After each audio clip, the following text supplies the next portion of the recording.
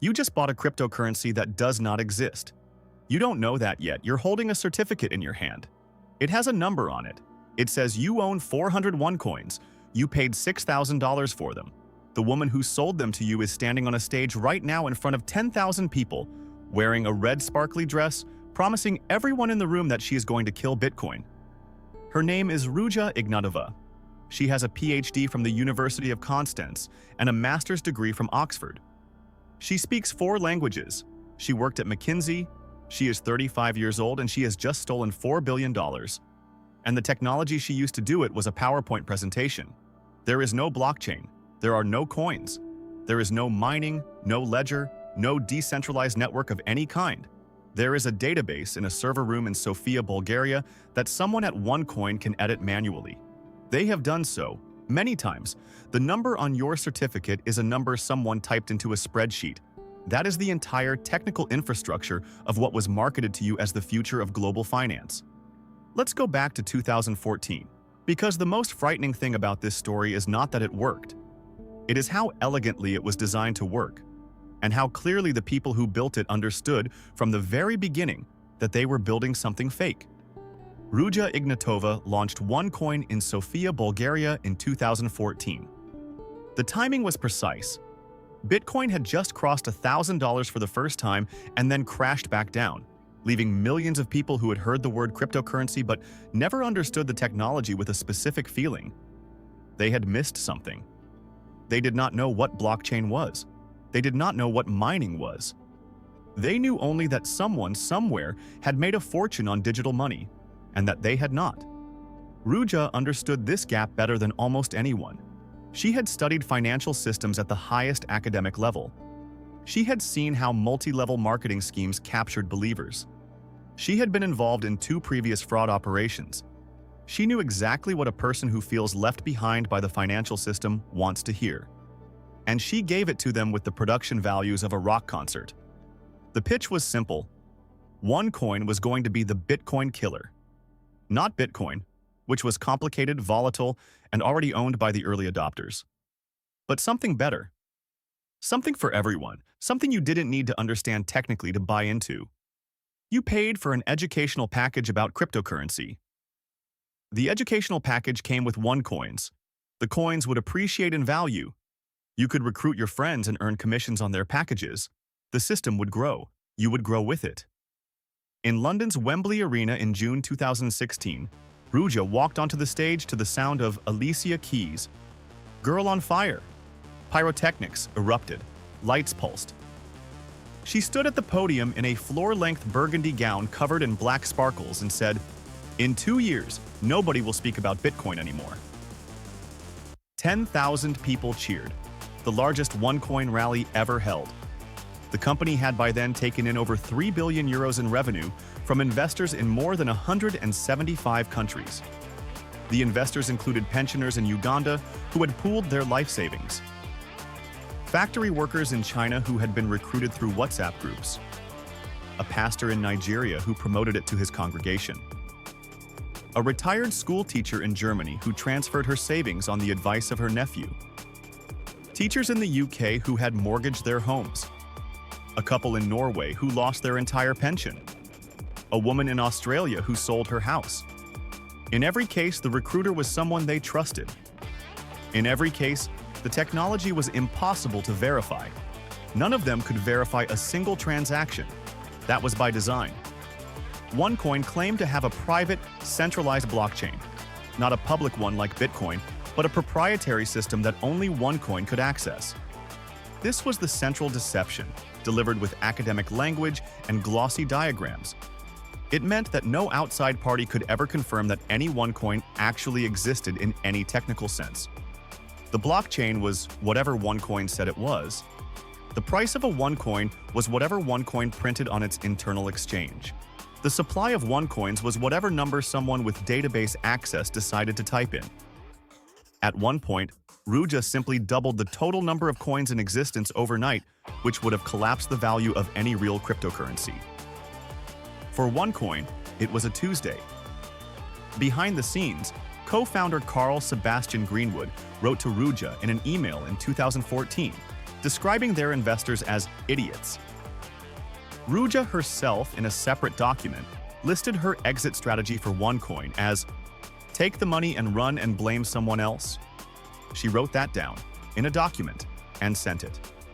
In another email that same year, Greenwood referred to their own product as not even close to Bitcoin. The communications were later obtained by federal investigators and entered as evidence. The founders knew exactly what they had built.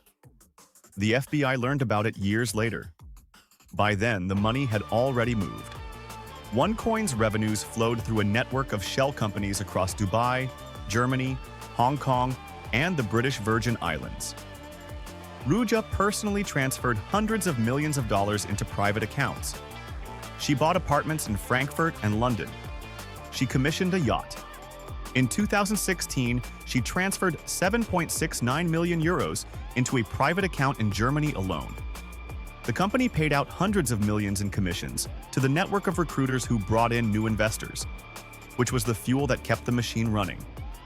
The pitch that every new investor heard was funded, in part, by the investment of the person who had just been recruited before them. By autumn 2017, investigators in multiple countries were closing in. On October 12, 2017, a federal grand jury in New York indicted Ruja on charges of wire fraud, securities fraud, and money laundering. A federal warrant was issued for her arrest. She may have been tipped off.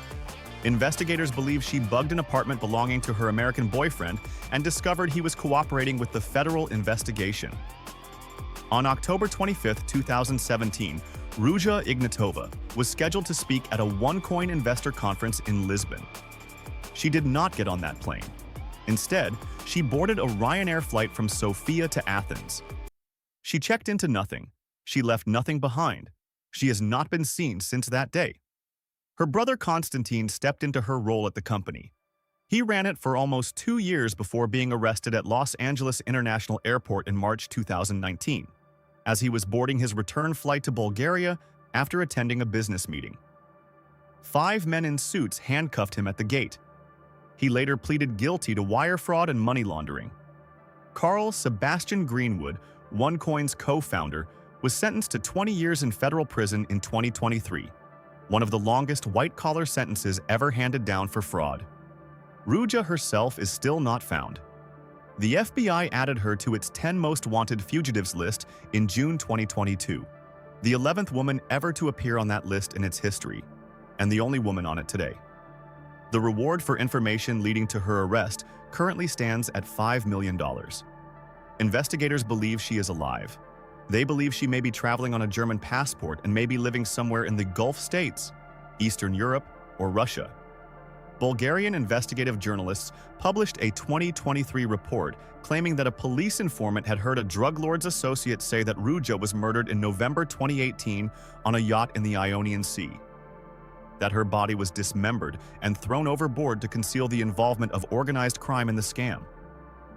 The FBI's official position remains that it is operating under the assumption she is still alive. Nobody knows. The FBI does not know. Interpol does not know. Bulgarian authorities do not know. The journalists who spent years on the story do not know.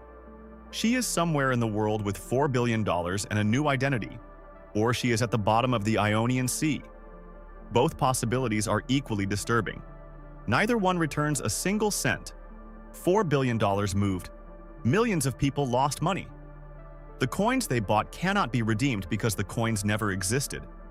The exchange OneCoin created to let investors trade their holdings was closed. The website is gone. In 2024, the U.S. Department of Justice announced a remission process for victims to apply for compensation from forfeited assets. The total available, derived from all criminal actions combined, currently exceeds $40 million, against $4 billion. The math is brutal. What Ruja Ignatova built was not a cryptocurrency.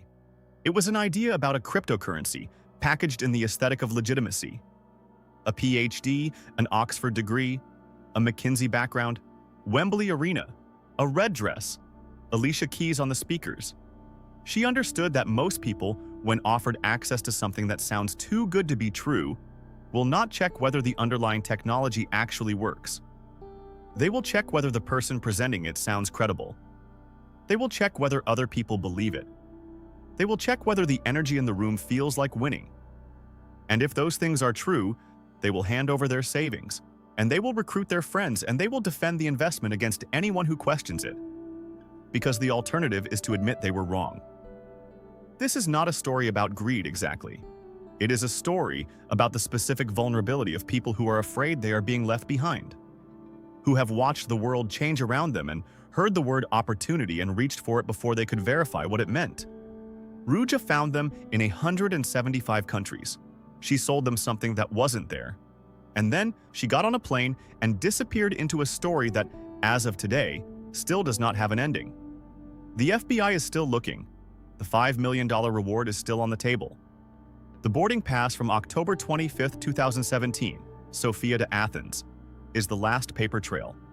Have you ever heard of OneCoin before this? Drop it in the comments, because the strangest part of this story is how few people outside the countries that were hit the hardest have any idea it happened.